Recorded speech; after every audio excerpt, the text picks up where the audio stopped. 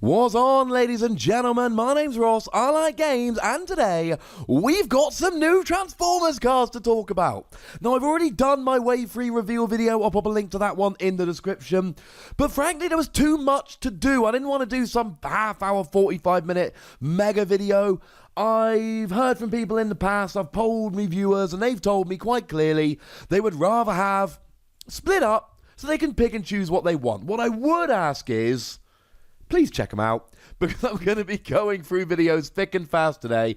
There's going to be 3, maybe 4 videos tonight, depending on how much I get done. So yeah, it's going to be a busy old day. Come along for the ride with me, will you? Now, what we need to talk about today is a character about which I am extremely excited. It's Major Shockwave. And forgive the bad pun, but this is majorly exciting. This is majorly good. I have a major interest in this card. Right, I'm done for the moment. Major Shockwave then. What do we know about it? Well, it's a leader, which is kind of bad because we have no cards at the moment that help Decepticon leaders. And it is a spaceship, which is kind of bad because we have no support at the moment for spaceships. So as it stands at the moment, not good. But it's also a specialist. And Specialist gives you a bunch of tricks. As far as I'm concerned, the best of which is Field Communicator. Field Communicator, when attached to Major Shockwave, lets you scrap the top card of your deck, but you may then play it. And I revealed this card and I'm so excited I did.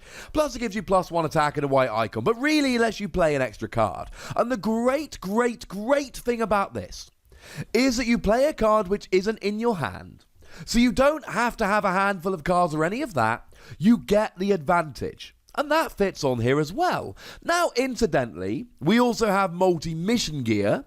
And we have multi-tool, which means you've got the blue icon, and you've got the orange icon, and you've got the extra upgrade and the extra action.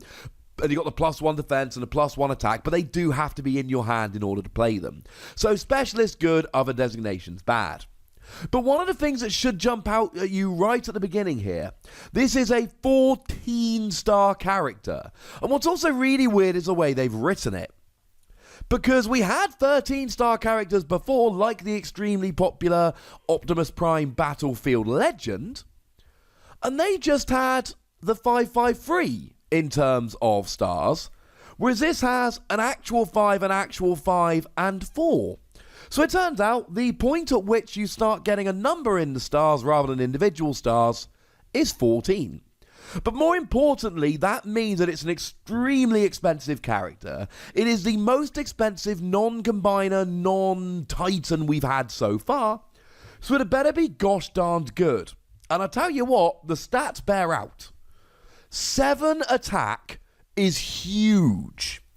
Absolutely huge. Now, to be fair, Optimus Prime has 8. But then Optimus Prime's other stats aren't as good, so I don't particularly care. Attack of 7 is huge. Attack of 6 is also quite high, but attack of 7 is huge. The health of 17 is gigantic. Again, it can be beaten by Autobot Cosmos, who incidentally enough is also a spaceship, but that's about it until you get into combiner territory. And then it's got a defense of either 2 or 3, and 2 is average, but 3 is high. So again, we look at Autobot Cosmos, and okay, you've got 21 health, but you've also got 1 defense, rather than having 3 defense. The combination of 17 health, 3 defense is huge. That makes this a bit of a tank, though it is also a spaceship. So we've got great stats here. And we quite like the fact that it's a specialist. But what does it actually do? Well, regardless of what mode it's in, you may look at the top card of your deck at any time. Whenever you like, ladies and gentlemen, you get to look at the top card of your deck. Now, this really helps, because when you're battling, you are always going to know what the top card is.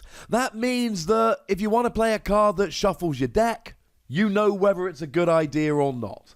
If you're playing something like Field Communicator, you know what you're actually going to be playing here. So let's say, for argument's sake, that you have System Reboot in your deck. It's not the only example, but it's an example that works quite nicely. System Reboot makes each player scrap their hand and draw 4 cards. The problem is, with Field Communicator here, when you play it, you see it, and either you play it or don't. Now, here's the thing. You don't have to play System Reboot when you attach Field Communicator. But what Field Communicator allows you to do in conjunction with Shockwave is wait. If there's a card you really don't want to play like that on top of your deck, wait, and then you attach Field Communicator at a time when it's far more advantageous to do so. Again, I'm just giving little examples here. There are a million different ways this can help you, but you know what the top card of your deck is going to be at all times. Whether it's playing something off the top with Field Communicator, whether it's knowing what your top deck is going to be to help you out the following turn, whether it's knowing at least the top card that you're going to be flipping when battling. And the other thing to remember is this says you may look at the top card of your deck at any time. It does not say during your turn, so you can do this during your opponent's turn. But we actually can do even better. Now, alt mode is a bit less exciting. When you flip to this mode, draw a card, then your opponent chooses a card from their hand and scraps it. Now, don't get me wrong, this is still a really exciting, really fun, brilliant skill. Drawing a card is fine, drawing one is okay. But it's a when you flip, not a when you attack. So, there's nothing to stop you playing stuff like rapid conversion and getting some extra flips and some extra cards here and there. It's fine. But you've also got hand disruption here, and there aren't many characters that actually disrupt your opponent by making them discard a card from their hand. And sure, they get a choice of which one they scrap, but they might not always have a card that they want to scrap in their hand, or they might only have a one-card hand. Either way, you've got draw power plus hand disruption. That's pretty good. And if you're getting this going on a very regular basis, sooner or later your opponent is going to run out of cards they want to scrap, and this is going to be really, really nice. You could play this after something like an espionage, so that you play espionage, and then you get to discard a card from your opponent's hand, and then you flip Major Shockwave and they have to discard one that they like there. Or maybe you play a security checkpoint, making your opponent scrap all of the upgrades from their hand, and then you come along with this, and now they've got to scrap an action because there's no upgrades left. Hand disruption plus draw power is good. But what really makes me over the top excited about Major Shockwave is the bot mode skill. While the top card of your deck is a Decepticon card or a secret action, you may play it as though it were in your hand. Now, the first question this should bring to mind is, what's a secret action? And the answer is, I have no idea whatsoever. I wish I knew, ladies and gentlemen. I wish I knew, but I don't. I don't have the foggiest. Like I said in my Wave 3 reveal video, there's still a whole bunch we don't know yet.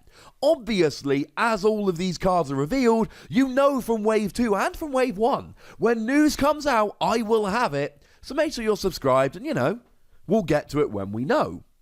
Now, the second question should be, what's a Decepticon card?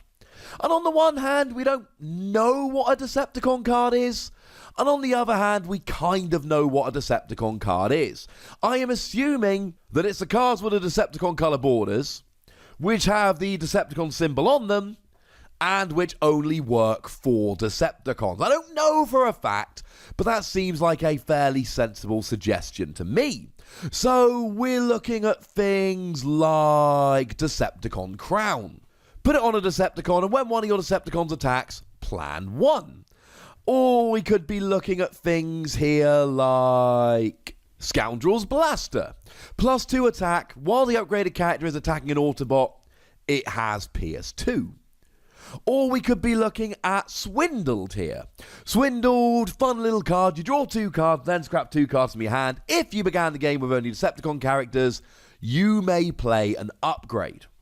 And the point is that you get to play these as if they were in your hand. Now, let's be completely clear here. What that means is you've essentially got a hand which is one larger. It doesn't mean you can just keep playing cards off the top continually. That would be over the top broken. There is a chance it could be ruled that way, but I'm assuming you may play it as though it were in your hand basically means you can play it as if it were in your hand. It doesn't have to be. This just gives you great advantages. It means that you can look at a card on the top of your deck and go, oh, Now I can find it more easily. It makes this inherently more consistent than other cards of this type. It just makes it more consistent because you've always got that extra card on top. This is really fun.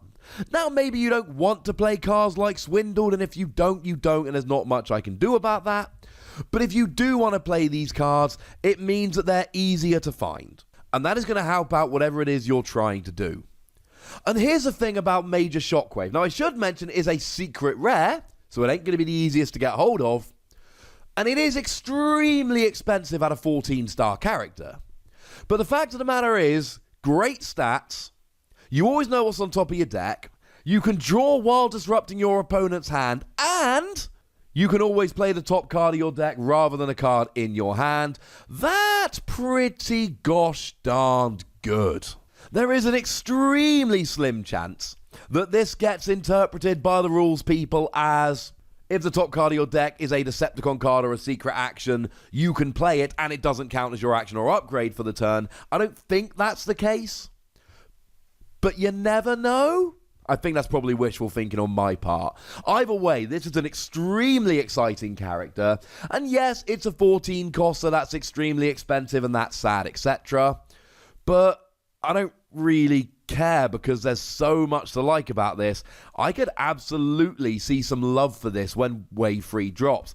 Although, and I'm going to keep telling you this over and over again, we don't know what's in Wave 3.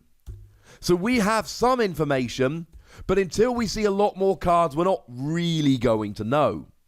And final point here, and this is extremely important, and also there is absolutely zero chance this is a coincidence. Wave 3 Shockwave, 14 stars.